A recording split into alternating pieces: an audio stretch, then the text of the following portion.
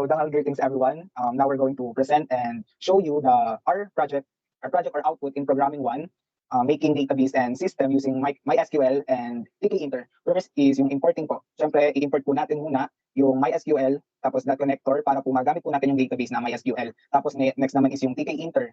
Tkinter import message box. Yung message box ay para sa notification if ever na may mali or error man dun sa ginagawa or successful yung nagawang operation. Yung TTK naman ay para dun sa tree view yung pinaka magiging table para maipakita yung mga values. Next naman is yung from tkinter import. So ayan yung ginagamit natin, ini-import muna natin yung tkinter para magamit natin lahat ng mga package na nasa tkinter. Next naman is yung sa pag-insert ng picture from PIL import image tk, kailangan siya para makapag-import tayo ng image or makapag-create tayo ng image dun sa ginagawa natin. Next naman is yung import tkinter as tk. Ito naman, normal na to or talagang ginagawa to pag nag-import ng tkinter kasi pag wala nito, hindi gagana yung tkinter. So next na gagawin natin ay para naman sa main window creation or yung pinaka-itsura ng magiging system natin. Ang una dito is yung main window equals tk.tk, so open parenthesis, which is kailangan naman talaga para gumana to. Next ay yung magiging sukat nung pinaka-window, which is 750 and 500. Then yung title, yung PODViews registration system, since registration system yung ginawa namin. Next naman is yung sa icon photo or yung pinaka-logo. Ito yung para sa icon namin, yung makikita naman dyan yung maliit na photo na nakalagay yung PODViews. Next naman is yung sa paglalagay ng logo. Then ito naman is itong pinakahuli dito sa main window creation. Ito yung pinaka magiging pwesto niya or yung placement niya dun sa window na magagawa. Next naman is yung preview. Sa preview naman, result box. Ang result box ay yung pinaka magiging pangalan ng variable ng table. Is yung magiging placement or size ng table. Next naman is yung ttk.style para maayos natin yung table. Then next is yung heading ng window natin, which is ang font niya is bold, ang size niya is 10.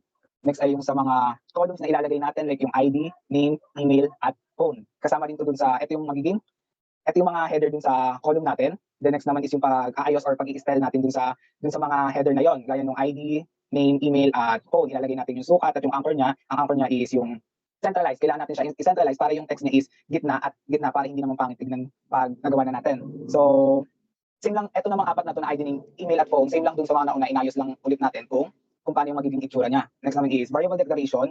Ito yung mga gagamitin nating placeholders para dun sa buttons. Tapos next is yung labels and entries. Dito is inaayos natin ulit yung magiging itsura ng ID, name, email, at phone. Ilalagay natin kung ano yung pinaka magiging itsura niya or pangalan niya pag nandun na sa table. Unahin na po natin itong connection database na pinangalan namin.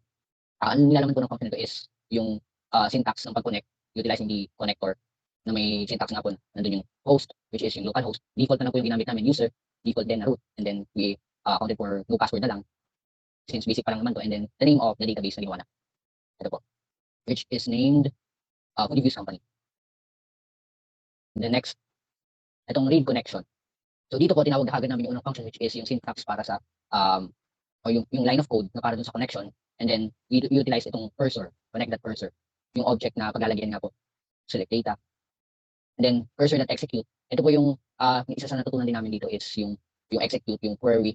Ito po, and then sa records, i-store niya po lahat ng i-fetch all the rows of data, and then commit. Ito ay para ma-ensure na na-execute yung function. And then close. Sa table show, or ginamit namin ito, nag-define kami para gamitin sa pagpapakita ng aming table na show ng data sa database. Ang next natin is insert. Ito yung function na ilalagay natin sa insert button to add data to the database. Una po is we put yung mga nakalagay sa entry widgets natin into a variable, data 1, data 2, 3, and 4. And then at insert is delete. This time, ginamit naman namin yung una is magkakaroon ng validation. Mamimili kung talaga bang i-delete ang data para hindi may iwasan yung mga accidents. And then, itong set and get event. Ito po yung dalawang function na magkasama. Itong get event na to, ito yung function kung saan pag nag-click kami, double click, lumalabas, nare-represent dito yung mga values from the table. Ating widget, entry widgets. Then the search katulad lang siya ng parang pinaghalo siyang get event. Itong get function na may event, on-click event. Namin yung katulad nasa insert, yung data, sa DB, yung kanina din. And then cursor. Tapos dito, ginamit namin yung select na query. Tapos in-specify namin kung saan ba siya. Data 1, si name ay nasa data 2, si email data 3, and then phone data 4. Sa update, similar siya sa insert na kakailanganin mo nung mapunan yung ating entry widgets, and then ito yung selection din. Kung ano yung i-click mo, yun yung kukunan niya ng data. Kaya tulad sa delete and sa get function, kailangan tong result box.selection. Result box is the name of our RT widget. And then, meron tayo nitong dalawa na short function, clear, para ma-clear yung mga nasa entry widgets natin instantly. And then, si show, ito yung para lang ma-refresh, manually ma-refresh mo yung table. Si clear, gumamit siya ng delete method. Yung function, pupunta na tayo dun sa mga pinakamagiging buttons ng window na yon. Itong mga buttons na to, ginamit naming references yung sa calculator na pinagawa sa amin ng professor namin dati. So, ayan lang rin siya. Nandito ulit yung clear, insert, delete, update, at search na makikita naman dun sa window ulit. Then lastly, itong result.bind, ito yung ginamit namin na parang trigger doon sa aming get function na tuwing mag-double button click ka, ito yung get dito sa ito, nagmamatch siya dito sa get na to. And then, makukuha nga niya yung values dito. And then lastly, itong para ma-run yung ating main window. Yun lang.